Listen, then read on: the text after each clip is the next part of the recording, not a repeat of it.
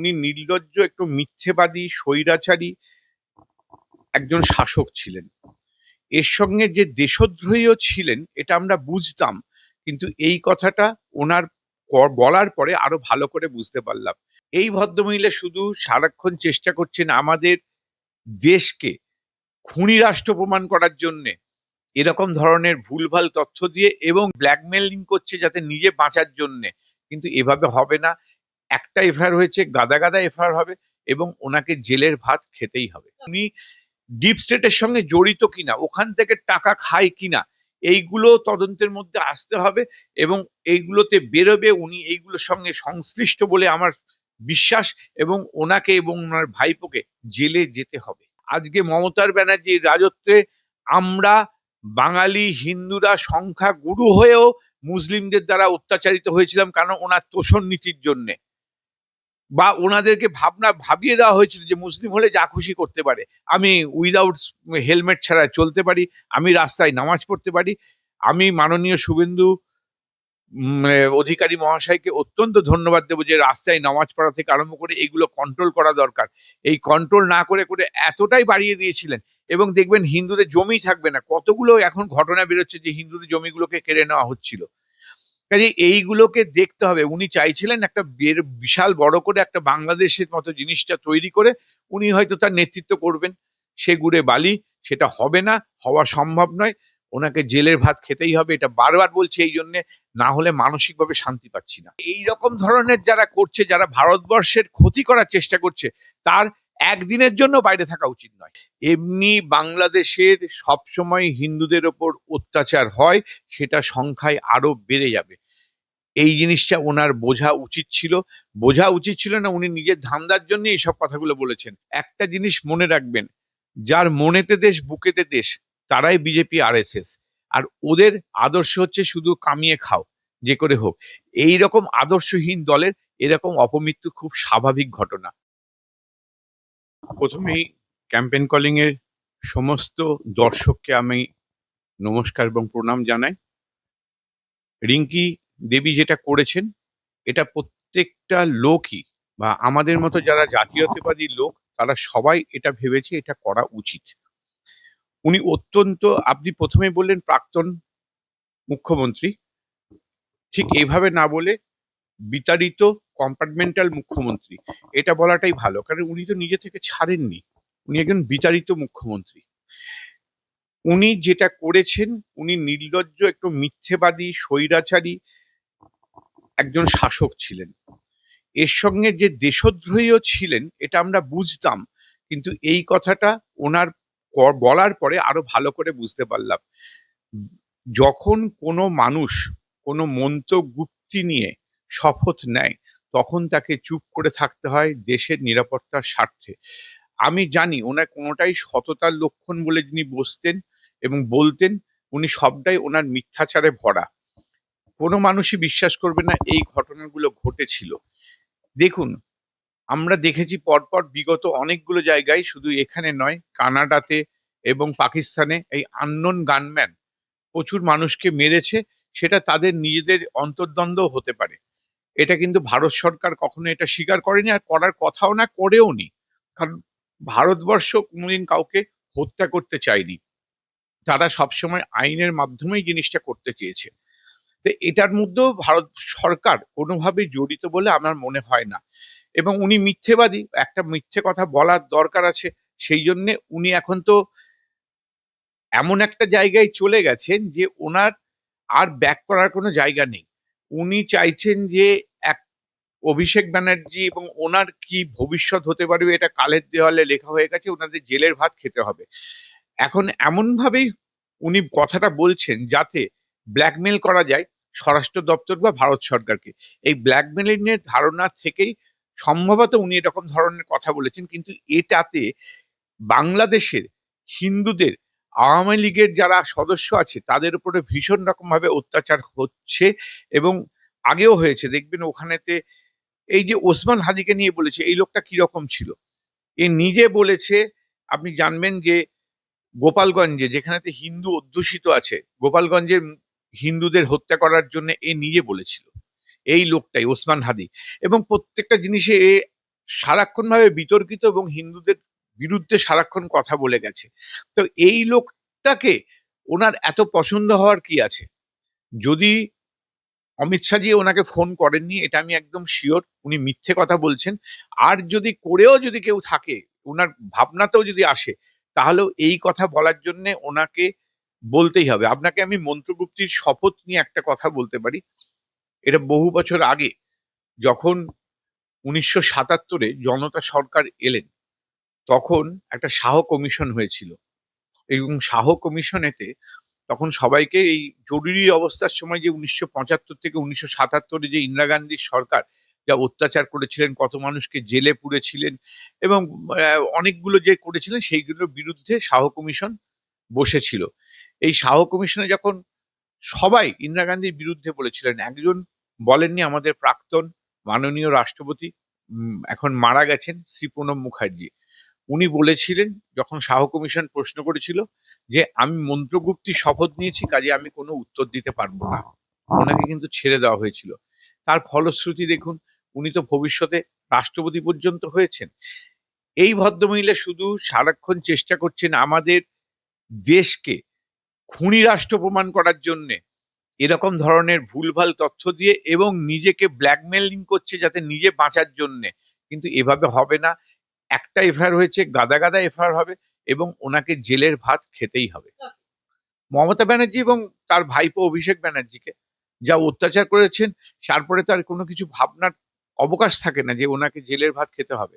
এটা না হলে পরে আমাদের, আমাদের কেন বলবো, কোনো মানুষ যারা যারা ভোট দিয়েছে এই অত্যাচারের বিরুদ্ধে, অত্যাচারীর যদি না হয় দৃষ্টান্তমূলক মানে একটা শাস্তি, তাহলে পরে তো আমরা ভারতবর্ষের রাষ্ট্র ব্যবস্থার বিরুদ্ধেই তো ভাববো যে এই রাষ্ট্র ব্যবস্থাটা ঠিক হচ্ছে না, আরো সংশোধন করতে হবে, সংবিধান সংশোধন করতে হবে। ওনাকে জেলের ভাত খেতেই হবে, এটা প্রয়োজন আছে। স্যার, মমতা বন্দ্যোপাধ্যায় বারংবারই এই যে বাংলাদেশ নিয়ে মন্তব্য করেছেন, যদি পুলিশ এফআইআর এর ভিত্তিতে তদন্ত শুরু করে, তাহলে তদন্তের মূল প্রশ্নগুলো ঠিক কি হওয়া উচিত? দেখুন, পুলিশ অনেকদিন ধরে বিভিন্ন রকমের তদন্ত করছেন, ওনারা অনেক বিচক্ষণ।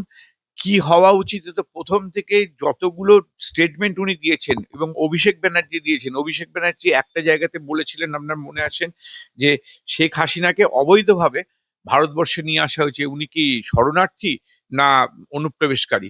এই প্রশ্নটা অভিষেক ব্যানার্জি কিন্তু বলেছেন। শেখ হাসিনাকে কেন ভারতবর্ষ নিয়ে এসেছে? ভারতবর্ষ সবসময় শেখ হাসিনার পাশে ছিল, কারণ শেখ হাসিনার সময়তে বাংলাদেশ অনেকটা সুস্থিত ছিল এবং ভারতবর্ষের বন্ধু রাষ্ট্র হিসেবে ছিল। আপনার মনে আছে কিনা জানি না, আপনার ঠিক সম্ভবত চট্টগ্রামে একটা 10টা লরি বোঝাই ট্রাক, অস্ত্র বোঝাই ট্রাক, শেখ হাসিনা সরকার কিন্তু আটকে দিয়েছিল, যেটা ভারতবর্ষে আসতো উগ্রপন্থা চালানোর জন্য। তো আমরা স্বাভাবিকভাবে আমাদের বন্ধুকে আমরা কখনো ছেড়ে যাব না। এবং আজকে তো মুখ্যমন্ত্রী, দেখুন আপনি ভালো করে, উনি যাদেরকে বন্ধু ভাবতেন, একটা বিশাল পরিমণ্ডল বানিয়েছিলেন, আজকে তো তার সঙ্গে কেউ নেই। কটা লোক আছে? তো স্বাভাবিকভাবেই পুলিশ প্রশ্ন যেগুলো করবে, ওনাকে যা যা করা হয়েছে, উনি বাংলাদেশ নিয়ে যা যা মন্তব্য করেছেন, সমস্ত কিছু সংশ্লিষ্ট করতে হবে এবং উনি ডিপ স্টেটের সঙ্গে জড়িত কিনা, ওখান থেকে টাকা খায় কিনা, এইগুলো তদন্তের মধ্যে আসতে হবে এবং এইগুলোতে বেরোবে উনি এইগুলোর সঙ্গে সংশ্লিষ্ট বলে আমার বিশ্বাস, এবং ওনাকে এবং ওনার ভাইপোকে জেলে যেতে হবে। আপনি বলছেন তাহলে এই যে মমতা বন্দ্যোপাধ্যায় এবং বাংলাদেশ, এই সম্পর্কে ঠিক আপনি কিভাবে ব্যাখ্যা করছেন তাহলে? ব্যাখ্যা কি বলবো, বাংলাদেশের সঙ্গে তো ওনার সঙ্গে ওনাদের চেষ্টা করেছিল। দেখুন, ভারতবর্ষ যখন স্বাধীন হয়, তখন ভারতবর্ষকে 3টে ভাগে ভাগ করার কথা ছিল, জানেন?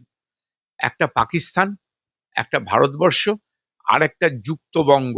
এই একটা ভাবনার মধ্যে চলে এসেছিল। এটা সম্ভবত শরৎচন্দ্র বসু এবং আরেকজন কি যেন এইটা যুক্তবঙ্গের কথা বলেছিলেন। আমাদের শ্যামাপ্রসাদ মুখোপাধ্যায় অত্যন্ত দূরদৃষ্টি সম্পন্ন নেতা। উনি বুঝতে পেরেছিলেন আজকে যদি যুক্তবঙ্গ হয় ও মুসলিম অধ্যুষিত, তাহলে পরে কিছুদিন পরে এই বাংলাদেশের হিন্দুদের যে অবস্থা হচ্ছে ঠিক সেরকম ধরনের হবে। সেই জন্যই কিন্তু উনি পশ্চিমবঙ্গের দাবি তোলেন এবং আমাদের এখনকার বিধানসভা, তখন আইনসভা বলা হতো, পশ্চিমবঙ্গ আইনসভাতে 58-21 ভোটে উনি ছিনিয়ে নিয়ে আসেন। যে 58 জন ভাগের পক্ষে ভোট দিয়েছিল, 21 জন ভাগের বিপক্ষে, এবং 21 জনই ছিলেন মুসলিম, যারা কিন্তু 4 জন মাত্র সম্ভবত বাংলাদেশ বা পাকিস্তানে চলে গেছিল, বাকিগুলো কিন্তু এখানেই রয়ে গেছে। কাজেই এই রকম ভাবে যুক্তবঙ্গ যেমন করেছিল, ভারতবর্ষ, আমি জানি ডিপ স্টেট এর একটা প্রচন্ড রকম ভাবে পরিকল্পনা আছে। শুধু ভারতবর্ষ নয়, মানে পশ্চিমবাংলা নয়, পশ্চিমবাংলা, বাংলাদেশ এবং ওই যে নর্থ ইস্টের বেশ কিছু জোন নিয়ে যদি একটা জিনিস তৈরি করে দেওয়া যায়, এইটার একটা প্রবক্তা হয়তো ওনাকে টাকা পয়সা দিয়ে করিয়েছে বা ভাবনা ভাবরিয়েছে কিনা আমি জানি না, কিন্তু এরকম কিছু ভাবনা নিয়েও কিন্তু পুলিশের প্রশ্ন করা উচিত বা ইন্টারোগেট করা উচিত। মনে হয় উনি এইসবগুলোর সঙ্গে যুক্ত, যে মাঝে মাঝেই বলতেন না, নাহলে জয় বাংলা স্লোগানই বা কেন আসবেন, পশ্চিমবঙ্গে আলাদা পতাকা হবে, পশ্চিমবঙ্গে আলাদা গান হবে, এইসব কথাগুলো তার মাথার মধ্যেই আসবে কেন? বা আমাদের পশ্চিমবঙ্গ না পড়ে শুধু বঙ্গ বলা হবে, যাতে আমরা বঙ্গ বলতে বলতে বলতে বলতে পশ্চিমবঙ্গ তৈরির ইতিহাসটাই ভুলে যাই। এইগুলো তো আমরা মানবো না। এবং আমরা জানি নিশ্চয়ই পুলিশের খুব দক্ষ অফিসাররা আছেন, ওনারা এইসবগুলো ভাববেন এবং ভেবে এই ডিপ স্টেটের সঙ্গে সংযুক্তি ওনার যে আছে, এই জিনিসটা বার হবে, এবং বার হয়ে তারপরেতে আমাদের যা শাস্তির বিধান আছে সংবিধানে, সেই হিসেবে বা লয়েতে সেইভাবে তার শাস্তি হবে। পশ্চিমবঙ্গের রাজনীতিতে আমি বলবো যে বাংলাদেশ ফ্যাক্টর কতটা গুরুত্বপূর্ণ এবং মমতা বন্দ্যোপাধ্যায় কি সেই আবেগকে সবচেয়ে দক্ষভাবে ব্যবহার করতে পেরেছেন? বাংলাদেশ ফ্যাক্টরকে দক্ষভাবে ব্যবহার করতে উনি কিছুই পারেননি, কারণ বাংলাদেশ ফ্যাক্টর আমাদের চোখ খুলে দিয়েছে। এবং আমি এখনো বলবো, এখনো বিজেপি নেতৃত্বকে, বাংলাদেশের হিন্দুদের বাঁচান। এখনো চিন্ময় প্রভু কিন্তু ওখানেই জেলের মধ্যে বন্দি আছেন, যিনি হিন্দুদের রক্ষাকর্তা ছিলেন, মানে একজন তাদের হয়ে এগিয়েছিলেন, নেতৃত্ব দিয়েছিলেন। আজকে প্রতিনিয়ত ওখানে হিন্দুদের উপর নির্যাতন করা হচ্ছে। এটা নিয়ে যদি ভারত সরকার কিছু না করে, তাহলে কে করবে?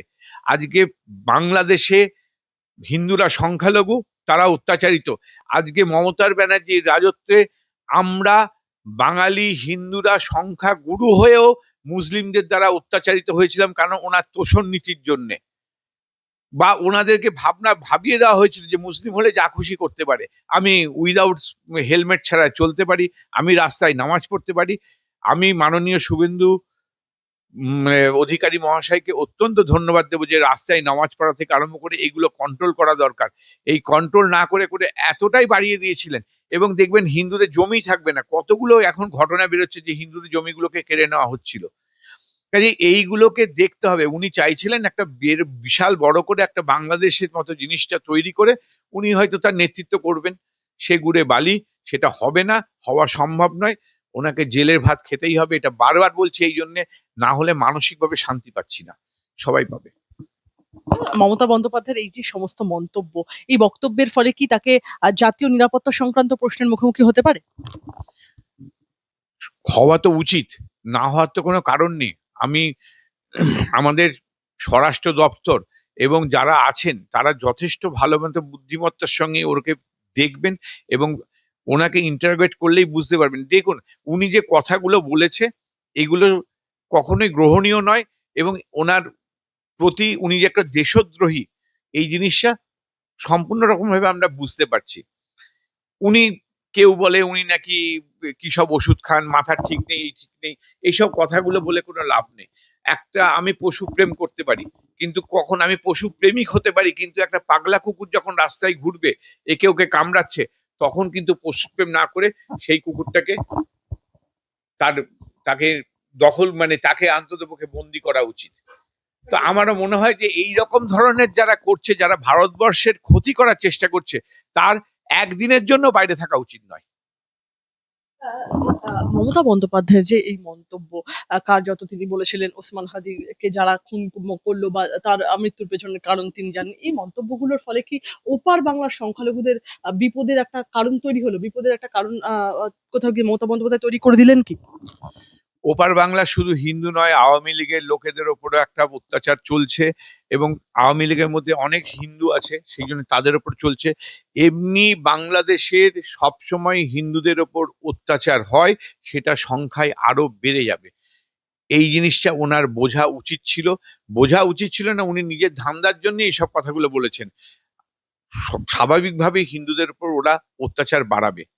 এবং আমাদের জানি না যে এখনকার সরকার সেটাকে রিটালিয়েট করতে পারবে কিনা, কিন্তু করা তো উচিত। অন্তত আমাদের ভারতবর্ষ ওদের হিন্দুদের জন্য কথা বলা উচিত, শুধু শুধু ওই ছেড়ে দেওয়া উচিত নয়। স্যার, আপনার কি এটা কি ধারণা যে কোথাও গিয়ে জামাতি, আইএসআই কিংবা ডিপ স্টেটের ডাইরেক্ট লিঙ্ক আছে কি মমতা বন্দ্যোপাধ্যায়ের সাথে? 100% ডিপ স্টেটের লিঙ্ক আছে বলে আমার মনে হয় ইন্টারোগেশন করলে বেরোবে এই জিনিসটা। আদারওয়াইজ এরকম ধরনের কথা বা জিনিস উনি বলতেন না। 100% আছে। কারণ ওই ভদ্রমহিলা একদমই ভালো নন, এবং ওনার মানসিকতার, মমতা ব্যানার্জি আবার কি, একজনই তো আছেন ভদ্রমহিলা, বলছি আর কি থাকতে পারে। 100% ওনার আছে।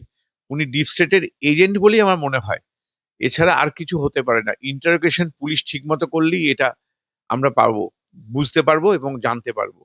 পুলিশি ইন্টারোগেশনের কথা যখন হলো, এর আগে তো আমরা দেখেছি বারংবার ইডির দফতর থেকে অভিষেক বন্দ্যোপাধ্যায় 9 ঘন্টা জিজ্ঞাসাবাদের পরে বেরিয়ে এসেছেন। মমতা বন্দ্যোপাধ্যায় কি পালস লুজ করবে বলে আপনার ধারণা? তখন কি হয়েছিল এখন কি হয়েছিল সেটা বলতে পারবো না, কিন্তু তখন যা হয়েছিল এখন আর সেটা ঘটবে না, ঘটার কথাও নয়। কারণ তখন উনি একটা পোস্টে ছিলেন, ফাইল চুরি করে নিয়ে গেল।